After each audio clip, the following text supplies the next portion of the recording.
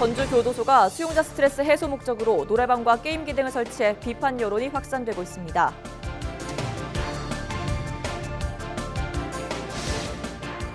전주와 익산에서 코로나19 확진자가 발생했습니다. 전국적 확진자는 모두 166명으로 늘어났습니다.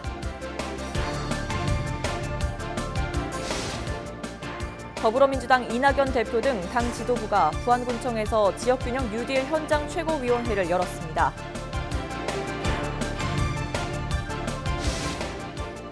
김제시의회에서는 시민 삶의 질을 실질적으로 개선해야 한다는 주문이 나왔습니다. 이슈앤피플에서 왜 이런 주장이 나온 건지 이야기 나눠봅니다.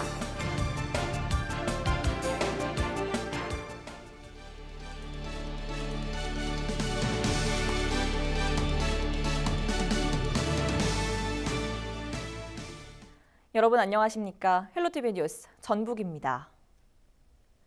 최근 전주교도소가 수용자들의 스트레스를 덜어주기 위해 노래방 기기와 게임기 등을 설치했는데요.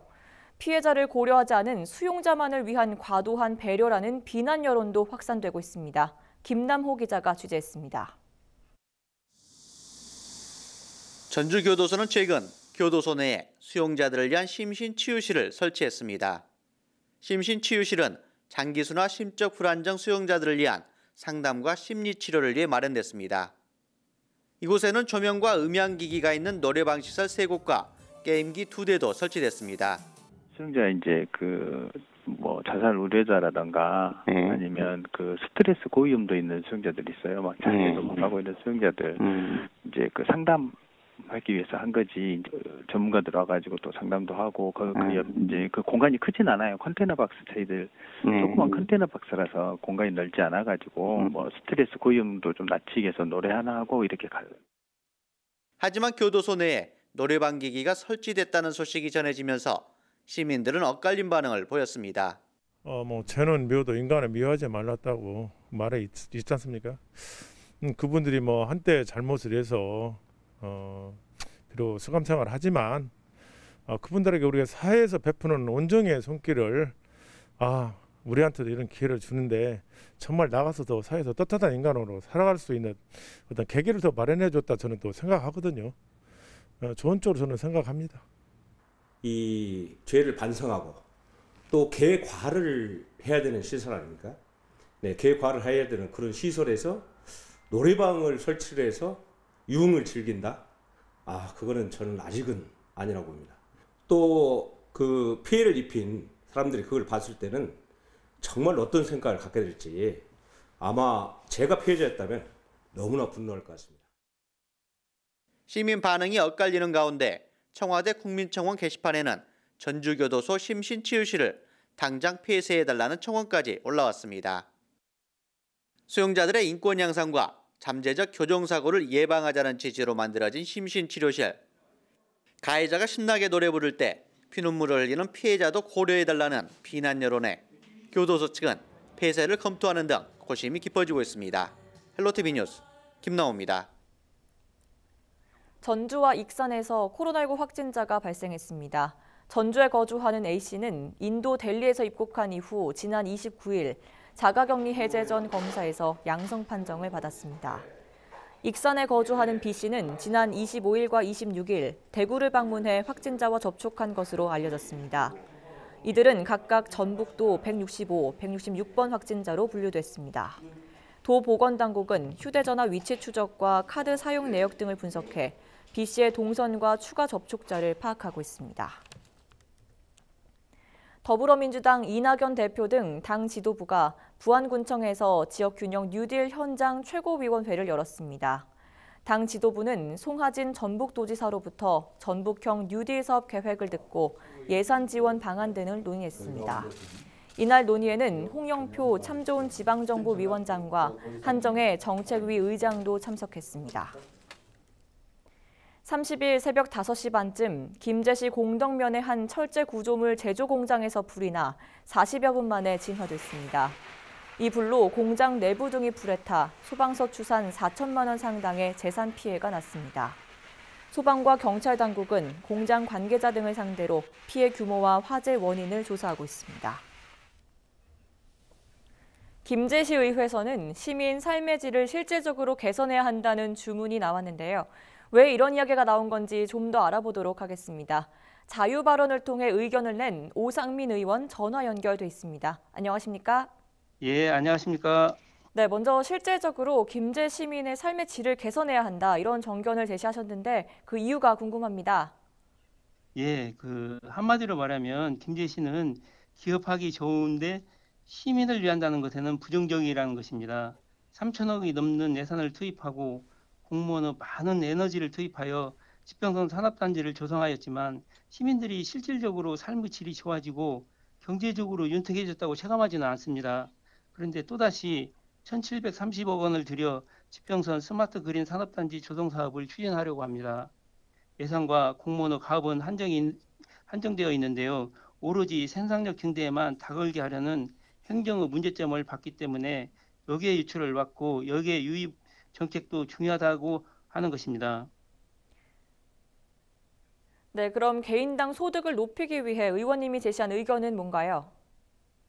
예, 먼저 시장님의 기업 유치 일변도 정책 기조가 바뀌어야 합니다. 오늘날과 같은 지역 간 이동 교류가 많은 사회에서는 낮은 생산이 반드시 낮은 경제력을 의미하는 것은 아닙니다. 김제에 살면서 전주, 군산, 익산 등 대도시에서 임금 등 근로소득과 재산소득의 유입이 있어야 김제시 1인당 소득이 높아지는 것입니다. 그런데 김제시는 거꾸로 되어 간다는 것이죠.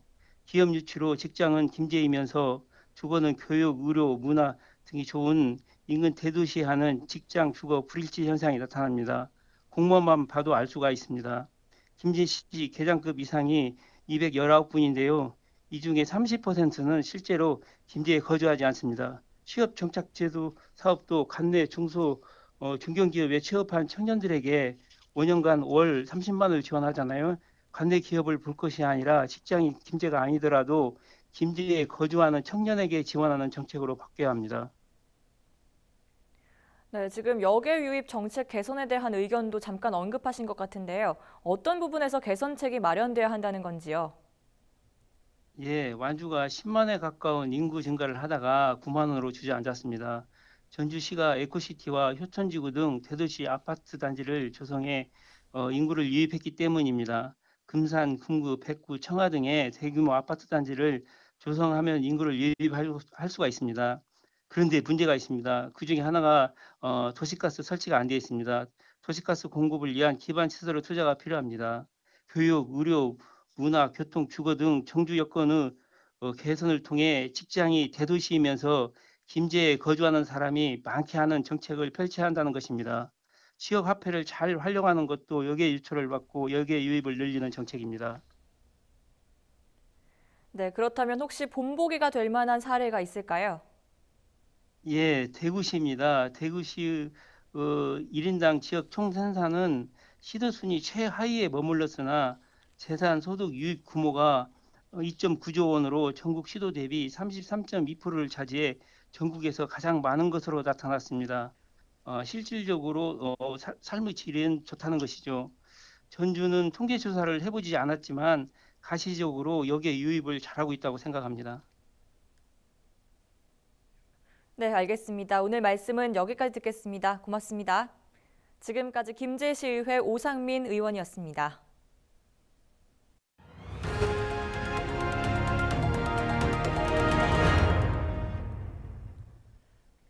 공직선거법 위반 혐의로 재판에 넘겨진 더불어민주당 윤준병 의원이 당선 무효형 이하의 벌금형을 선고받았습니다. 전주지법 정읍지원 제2형사부는 30일 선고 공판에서 윤 의원에게 벌금 90만 원을 선고했습니다. 이 형이 확정되면 당선 무효형 기준인 벌금 100만 원보다 낮아 윤 의원은 의원직을 유지할 수 있습니다. 재판부는 선거법 위반 행위가 국회의원 선거에 큰 영향을 준 것으로 보이지 않는 점 등을 종합해 형을 정했다고 밝혔습니다. 윤 의원은 재판이 끝난 뒤 주의 깊게 성찰하고 이런 내용들이 반복되지 않도록 더 신중하게 임할 것이라고 말했습니다. 전북시군의회 의장협의회는 공공의대 설립에 반대한 조남천 전북대병원장 규탄과 정부의 남원 공공의대 설립을 촉구하는 성명을 채택했습니다.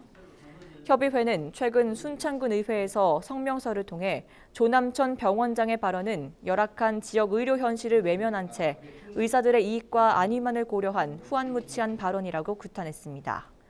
이들은 이어 전북대 병원장은 도민들에게 정중히 사과하고 석고 대죄하는 마음으로 남원 공공의대 설립에 앞장서라고 촉구했습니다. 전국시도의회 의장협의회는 송지용 전북도의회 의장이 제안한 지방의정연수센터 설립 촉구 건의를 채택했습니다. 협의회는 지방의원의 60% 이상이 초선 의원이어서 전문 연수가 필요하다고 설명했습니다. 이어 국가 차원에서 지방의원 연수기관 설립을 서둘러야 한다고 강조했습니다. 또 행정안전부 지방자치인재개발원 부설로 지방의정연수센터를 설립하고 개발원 시설과 교육 프로그램 강사를 공동 활용하자고 제안했습니다. 지난 2013년 전북 혁신도시로 이전한 지방자치인재개발원은 강의실과 도서관, 강당 등을 갖추고 있습니다. 전북지방환경청은 11월 2일부터 3주 동안 도내 유해 화학물질 운반업체 19곳을 대상으로 운반 차량 안전관리 실태를 점검합니다. 이번 점검은 최근 3년 동안 전북 지역에서 발생한 화학물질 사고 8건 가운데 운반 차량에 의한 사고가 38%를 차지해 추진됐습니다.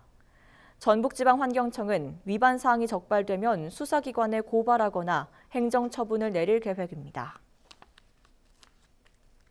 정읍에서 생산된 가바쌀이 미국 수출길에 올랐습니다. 이번에 수출하는 정읍 가바쌀은 모두 11톤으로 7,400만 원에 달합니다. 미국 로스앤젤레스와 부에나파크 대형마트 등에서 판매될 예정입니다.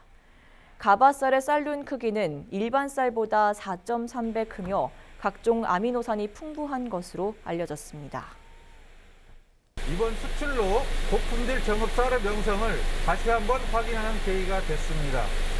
앞으로도 수출 물량과 수출 국가가 꾸준히 확대될 수 있도록 관심과 지원을 아끼지 않겠습니다. 정읍시가 시 재정을 어떻게, 얼마나 사용했는지 시민들도 이해할 수 있는 책자를 만들었습니다. 시는 2,000페이지가 넘는 2019 회계결산서를 그림과 도표를 활용해 20페이지 분량의 책자로 발간했습니다. 알기 쉬운 2019 정읍시 산림정보에는 지난해 정읍시 총 세입과 세출, 주민에게 제공된 혜택 비용 등 다양한 정보가 수록됐습니다. 이 책자는 시청 민원실과 읍면동 주민센터에서 열람할 수 있습니다. 코로나19 여파로 매출이 감소해 어려움을 겪는 전북 지역 소상공인을 돕기 위해 대규모 판매 행사가 열립니다. 전북도는 오는 11월 2일부터 15일까지 도내 13개 전통시장과 상점가에서 사는 게 즐거운 전북세일 페스타를 개최합니다.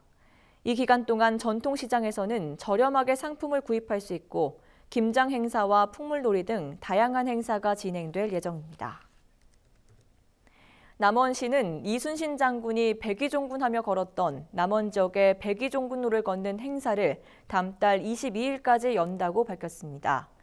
이번 행사는 남원 지역 백의종군로의 주요 구간인 양가저수지에서 여원치까지 3km 구간에서 진행됩니다.